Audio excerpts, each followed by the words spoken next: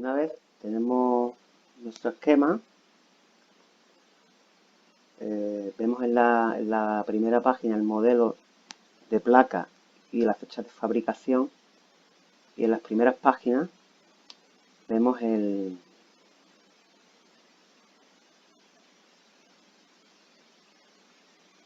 la configuración del chipset.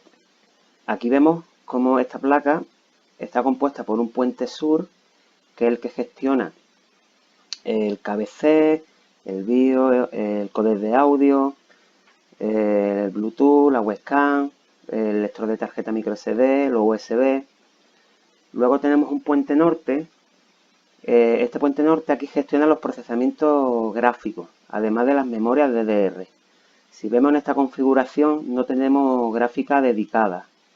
Aquí el procesamiento gráfico lo hace el puente norte. Y luego tenemos el procesador. Lo primero que tenemos que hacer o dirigirnos es al conector de alimentación para medir la tensión de alimentación dentro del conector. Para ello nos vamos a la placa y en la placa viene una serigrafía. Aquí viene CN4022. Este es el código que identifica el conector en nuestro esquemático. Aplicando un control F, si ponemos CN, creo que era 4022, nos llevará a donde está el conector de alimentación. Este es nuestro conector de nuestro equipo. Por aquí introducimos la alimentación del cargador, 19 voltios. Digo 19 voltios como manera genérica, puede ser 19,3, 19,5, 19,8. Yo lo haré siempre de manera genérica. Para medir la tensión en el conector de entrada, vemos que los pines 1 y 2 son positivos, 3 y 4 van a masa. Lo que tenemos que hacer es con punta negra de nuestro multímetro a masa y punta roja en el 1 o en el 2 con el voltímetro, y nos tiene que dar 19 voltios. Si nos dirigimos a la placa, en el conector de entrada vendrá un código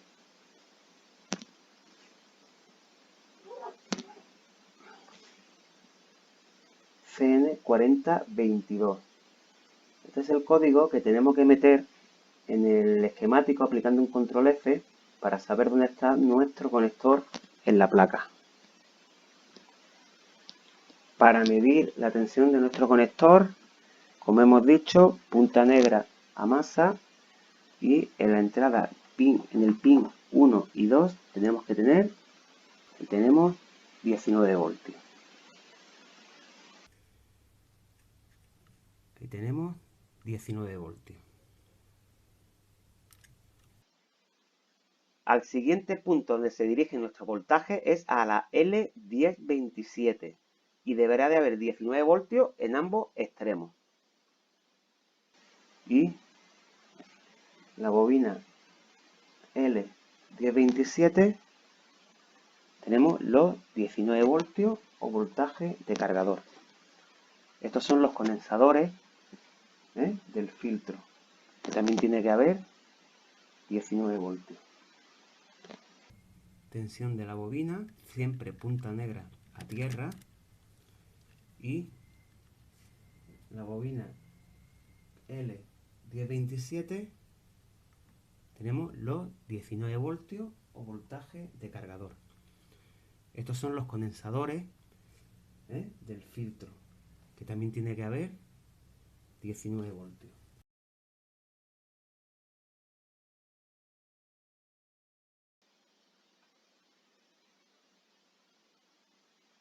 Sigue el voltaje y nos encontramos con un MOSFET de tipo P, el Q1032. Deberá de haber 19 voltios en fuente y 19 voltios en drenador. Al Q1032, que en ambos extremos deberá de tener 19 voltios.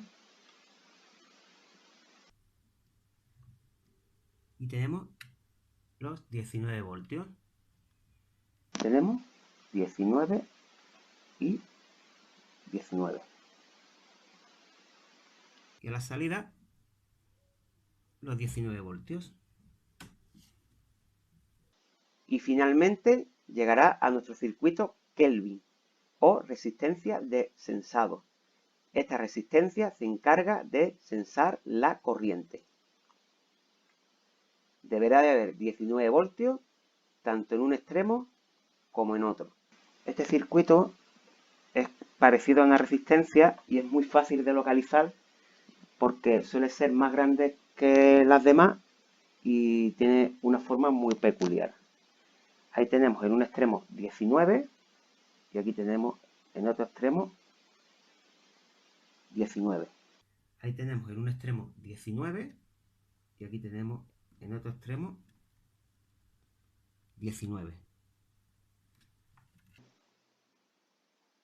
Vamos a ver qué señal son la que activa la puerta del MOSFET Q1032 y Q1031. Como verán, aquí hay un MOSFET, el Q1032, que es de tipo P. Para que este MOSFET conduzca, tiene que haber menos voltaje en puerta que en fuente. En fuente ya sabemos que están los 19 voltios una vez pasado el filtro. Y en puerta tenemos los 19 voltios que pasan por un divisor de tensión. Pero para que esto se pueda realizar, este MOSFET tiene que conducir. Este MOSFET vemos que es un MOSFET de tipo N, por lo cual tiene que haber menos voltaje, tiene que haber más voltaje en puerta y menos voltaje en fuente. Por lo que la lógica nos dice que si tiene que haber más voltaje en puerta que en fuente, esta señal es un 0, es una masa. Cuando llega masa por aquí, este MOSFET conduce, tenemos diferencia de potencial y el resultado de este divisor activa la puerta de este MOSFET. Si queremos saber de dónde vienen estas señales, solo tenemos que copiar y aplicar un control F y buscar la página donde se genera este voltaje. Es ADP-en almohadilla, es la resultante de una comparación de dos voltajes, D más VADP, que llega a la entrada no inversora, y de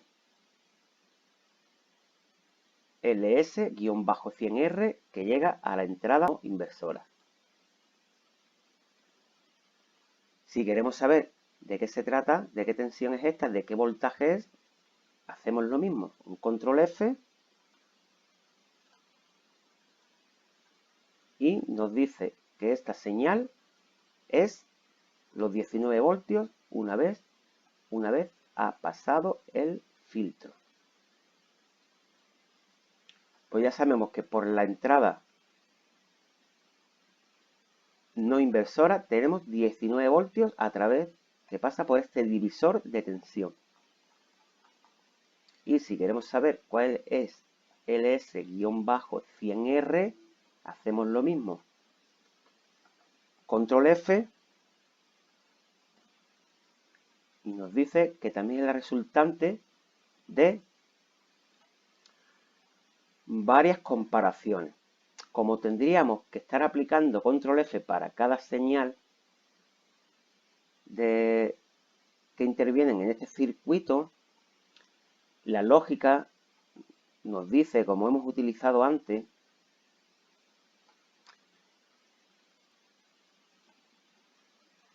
ADP-en almohadilla tiene que ser una masa, y lo vemos aquí otra vez. Si esto tiene que ser una masa para que este MOSFET conduzca, la lógica nos dice que el voltaje de LS-100R es un voltaje mayor que el voltaje de este divisor de tensión. Por la entrada no inversora tiene que haber un voltaje mayor que por la entrada no inversora para que esto sea una masa. Vale. Luego tenemos esta señal, que es la que activa nuestro MOSFET.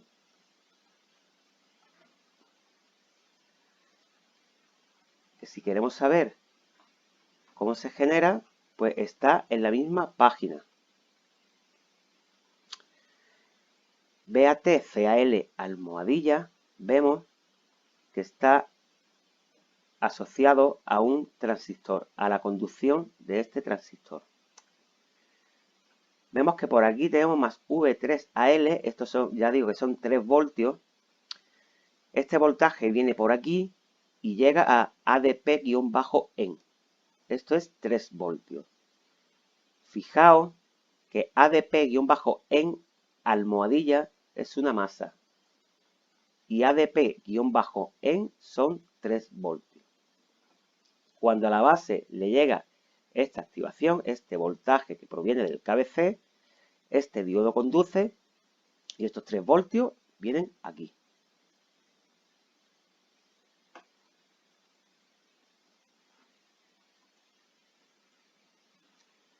Pues una vez que llegan aquí los 3 voltios, aquí tenemos una masa y este divisor hace que se polarice la puerta del Q1032. Y así es como se polariza. Vamos a nuestro segundo MOSFET y vemos que viene la tensión por aquí, pasa a través del Schottky, por lo cual durante un instante de tiempo muy pequeño tenemos 19 en fuente y 19 en puerta. Cuando llega ADP drive almohadilla, esto es un MOSFET de tipo P, debe de haber menos voltaje en puerta que en fuente, por lo cual debe de llegar un voltaje menor que los 19 voltios. Vamos a ver de dónde viene esta señal.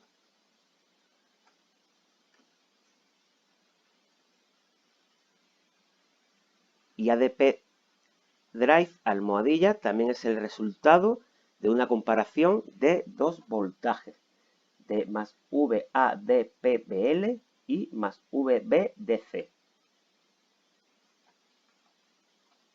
Hacemos un control F,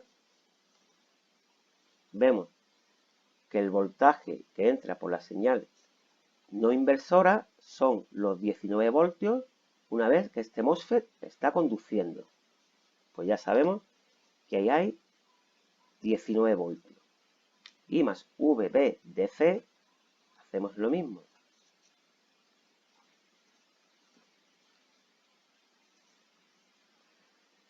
Vemos que es el voltaje que genera la carga de batería.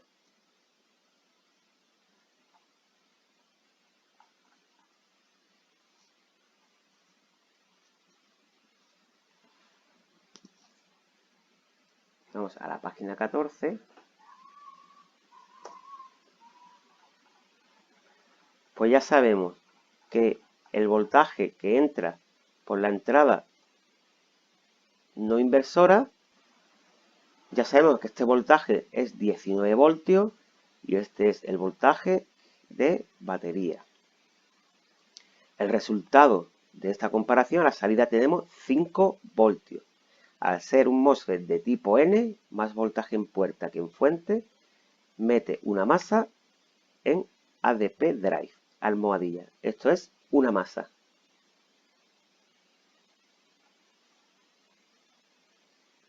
Esto al ser una masa, cierra este divisor de tensión y el resultado de este divisor de voltaje polariza la puerta del MOSFET Q1031. Y así es como se polariza la puerta de este MOSFET. Este es uno de los casos en los que teniendo dos MOSFET conmutadores, las puertas son activadas independientemente. En la mayoría de los casos, cuando hay dos MOSFET conmutadores, la puerta de ambos MOSFET la polariza la misma señal.